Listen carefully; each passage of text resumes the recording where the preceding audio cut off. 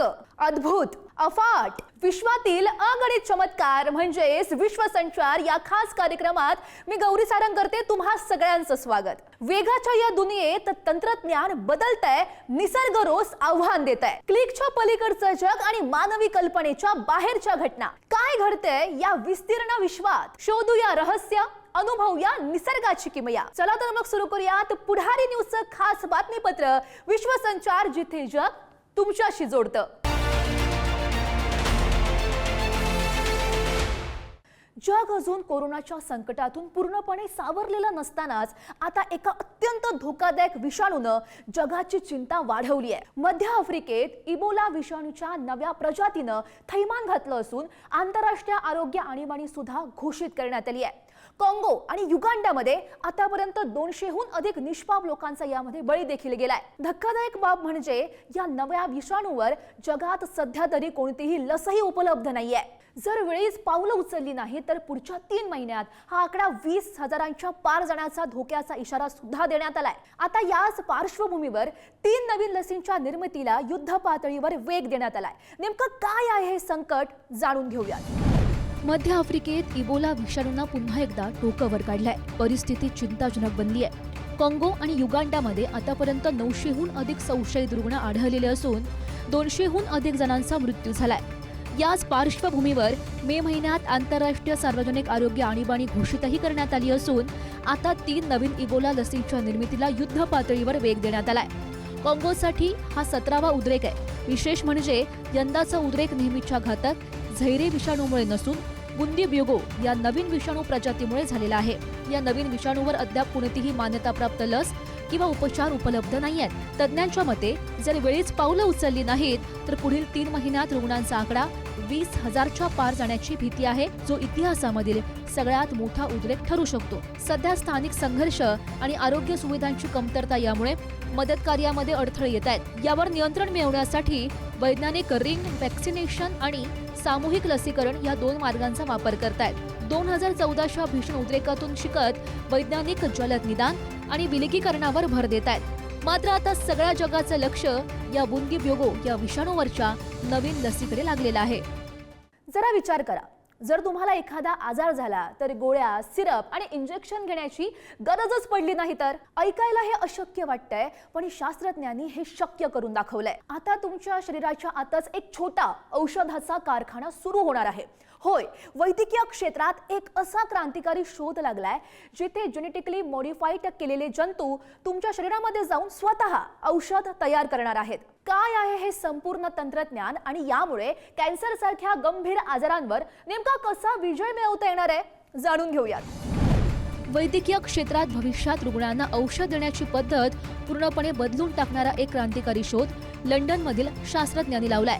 आतापर्यंत आपण आजारी पडल्यावर गोळ्या, सिरप किंवा इंजेक्शनच्या द्वारे बाहेरून औषध घेत आलो आहोत, परंतु बऱ्याचदा हे औषध संपूर्ण शरीरामध्ये पसरल्यामुळे त्याचे दुष्परिणाम सहन करावे लागतात।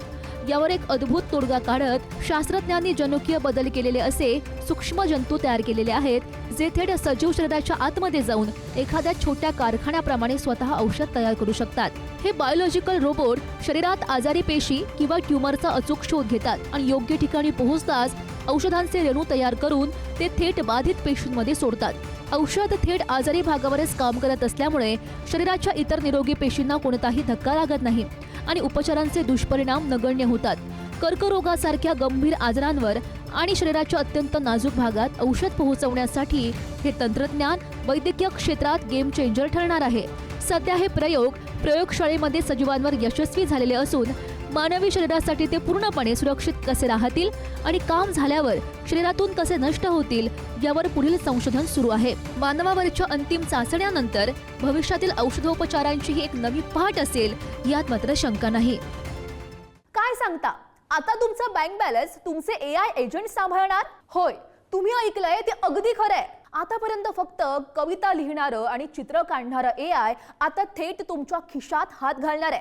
शॉपिंग पासून ते थेट UPI पेमेंट करण्यापर्यंतची सगळी कामं आता तुमच्या परवानगीनं AI स्वतः करणार आहे। तर पिन न टाकता होणाऱ्या या स्मार्ट शॉपिंगची नेमकी गणितं कशी आहेत, जाणून घेऊयात। आतापर्यंत तुम्ही ChatGPT किंवा जेमिनीचा वापर फक्त कविता लिहिण्यासाठी किंवा कोडिंगसाठी केला असेल, पण आता कृत्रिम बुद्धिमत्ता म्हणजेच AI थेट तुमच्या बँक खात्यातून पैसे खर्च करणार आहे. होय, तंत्रज्ञानाच्या दुनियेत आता अशा AI एजंटची एंट्री झाली आहे जे तुमच्या परवानगीनं स्वतः वस्तू खरेदी करतील आणि पिन न मागता UPI पेमेंटही पूर्ण करतील. भारतामध्ये आतापर्यंत पेमेंटसाठी मानवी पिनची गरज असल्यामुळे AIला मर्यादा येत होत्या, परंतु पाइन लॅब्सनं P3P प्रोटोकॉल तयार करून ही अडचण आता दूर केली आहे. यामध्ये युजरला फक्त सुरुवातीला एकदाच आपली बजेट मर्यादा ठरवून UPI पिन टाकावा लागेल. त्यानंतर AI एजंट बॅकग्राऊंडमध्ये स्वतः सर्वोत्तम डील शोधून पेमेंट पूर्ण करेल. सुरक्षेसाठी पाइन लॅब्सनं ग्रँटेक्स नावाचं डिजिटल लेअर बनवलेलं आहे जे AI साठी लक्ष्मण रेषा म्हणून काम करेल आणि ठरवून दिलेल्या मर्यादेपेक्षा ₹1ही जास्त खर्च होऊ देणार नाही. हे तंत्रज्ञान भविष्यातील नसून गुल्लक या सेव्हिंग ॲपवर लाईव्ह देखील झालाय. त्यामुळे येत्या काळात ऑनलाईन शॉपिंगचा चेहरा पूर्णपणे बदलणार आहे. ग्राहकांना ऑफर्स पाहण्यासाठी वारंवार ॲप उघडण्याची गरज पडणार नाही. बजेटमध्ये वस्तू येताच AI ती त्वरित खरेदी करेल. मात्र भारतीय रिझर्व्ह बँकेकडे सध्या यावर कोणताही स्पष्ट कायदेशीर फ्रेमवर्क नसल्यामुळे AIला मिळालेल्या या स्वातंत्र्याभोवती सुरक्षेचे आणि जबाबदारीचे अनेक नवीन कायदेशीर प्रश्न निर्माण झालेले आहेत. आज आपण जाणून घेणार आहोत पृथ्वीच्या पाठीवरील अशा एका गुप्त जंगलाबद्दल जे डोळ्यांना दिसत नाही पण संपूर्ण पृथ्वीला जिवंत ठेवतं.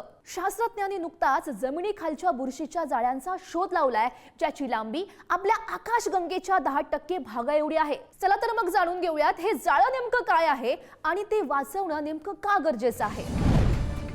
आपल्या पायाखालच्या जमिनीमध्ये एक थक्क करणारं गुपित दडलंय. शास्त्रज्ञांनी नुकत्याच केलेल्या एका संशोधनातून समोर आलंय की पृथ्वीच्या जमिनीखाली बुरशीचं एक अत्यंत विस्तीर्ण जाळं पसरलंय. हे जाळं जर एका सरळ रेषेमध्ये जोडलं तर ते आपल्या संपूर्ण मिल्की वे म्हणजेच आकाशगंगेच्या तब्बल 10% भागाला व्यापू शकतं. सायन्स या प्रसिद्ध नियतकालिकामध्ये प्रसिद्ध झालेल्या या संशोधनाच्या नुसार या भूमिगत संरचनेला अर्बस्कुलर मायकोरायझल फंगल नेटवर्क असं म्हणतात.